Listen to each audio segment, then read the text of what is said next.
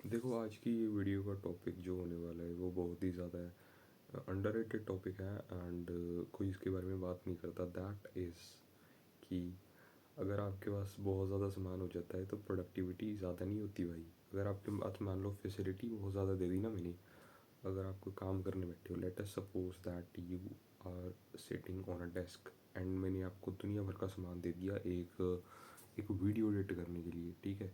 मैंने दुनिया भर के आपको टीचर दे दिए, आपके साथ टीचर बिठा दिए, ठीक है। I given you the internet connection, I given you Premiere Pro, after effect and multiple multiple different different editing software. तो उस सॉफ्टवेयर से पता क्या होगा आपका, आप कंफ्यूज हो जाओगे कि मैं क्या यूज़ करूँ एंड क्या ना यूज़ करूँ। तो ये चीज़ होती है, अगर आपके पास ज़्यादा आने लग पड़ता है ना, if you have more influx of things coming in, तो भाई आपकी प्रोडक्टिविटी कहीं ना कहीं नीचे जाती है। मैं आपको एक एग्जांपल से बताता हूँ। 1950 में भाई एक एक्सपेरिमेंट कंडक्ट किया गया था अमेरिका में। उस एक्सपेरिमेंट में क्या किया था, जैसे कि रैट्स होते हैं, पता है आपको, चूहे होते हैं भाई।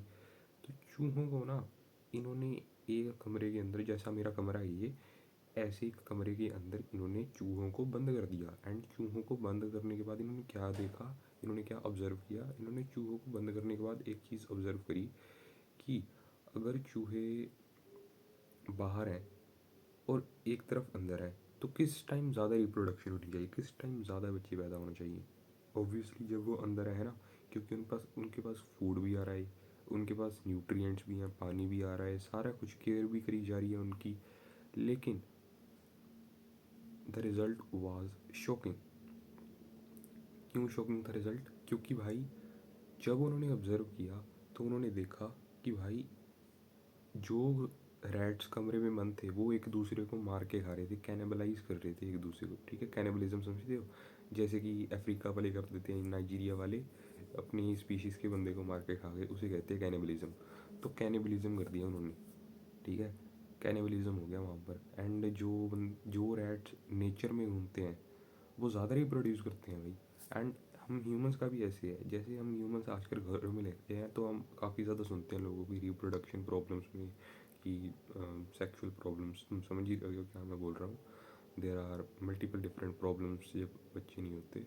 सो that is what I am talking about कि अगर किसी चीज़ को बहुत ज़्यादा दे देते हैं ना आपको, तो कहीं ना कहीं प्रोडक्टिविटी नीचे जाती है। I don't know why it happens, क्योंकि अगर हम 1900 समझ की बात करें तो तब पाँच पाँच बच्चे होते थे, ठीक है। एंड आजकल एक एक दो दो बच्चे करने भी बहुत ज़्यादा मुश्किल है लोगों के लिए। आई डोंट नो व्हाई, क्योंकि आजकल न्यूट्रिएंट्स हमारे पास बहुत अच्छी हैं, डाइट बहुत अच्छी है, मेडिसिन बहुत अच्छी हैं, बहुत सारी फैसिलिटी है।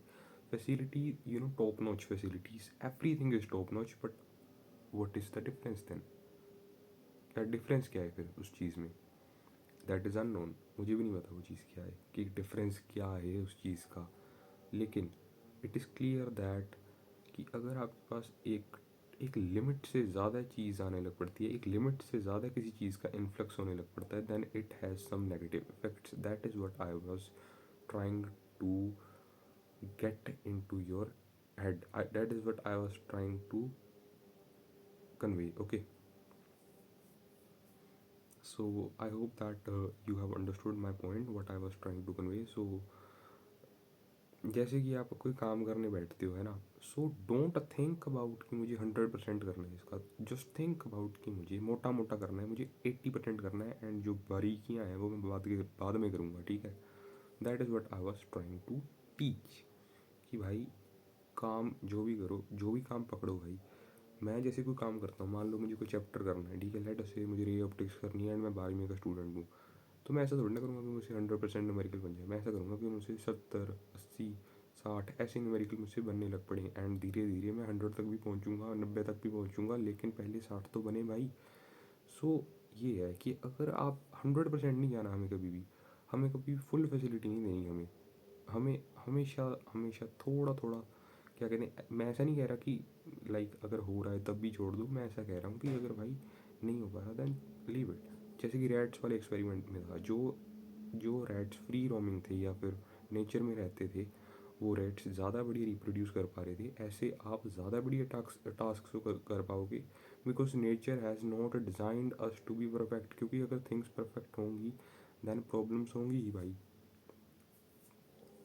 That is what I was trying to tell you कि अगर चीज़ें परफेक्ट होने लग पड़ी हैं, लेट अस से यू, जैसे कि मैंने रेड्स वाली एग्जांपल में आपको बताया तो है कि रेड्स रिप्रोड्यूस क्यों नहीं कर पा रहे थे भाई. उसके पीछे कुछ तो कारण है, बिकॉज हम ह्यूमंस ने 100% एफिशिएंसी का यूज़ करने का सोचा, लेकिन 100% एफिशिएंसी हुई उस केस में नहीं हुई ना भाई. That is the reason.